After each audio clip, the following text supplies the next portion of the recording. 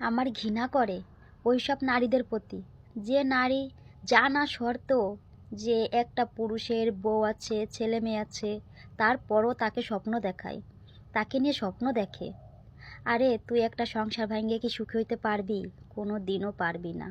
তার তো বেশি ঘৃণা লাগে ওই স্বামী নামে বেইমানের প্রতি।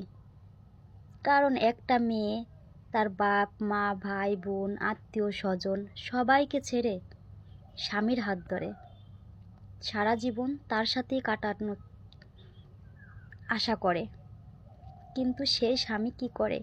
অন্য মেয়েকে নিয়ে স্বপ্ন দেখে।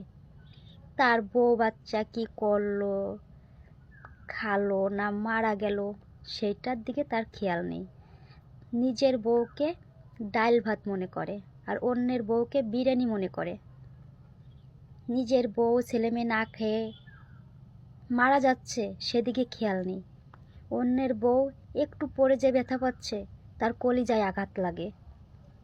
আরে তুই কি সুখী হইতে পারবি? কোনোদিনও পারবি না। আমি চাবো তুই ভালো থাকিস, কিন্তু আল্লাহ আছে, এর বিচার ঠিকই করবে। তা দেখিস তোর ভুলেও যেন আমার নামটা কখনো কোনোদিনও মনে না পড়ে। তা তুই ভালো থাকিস।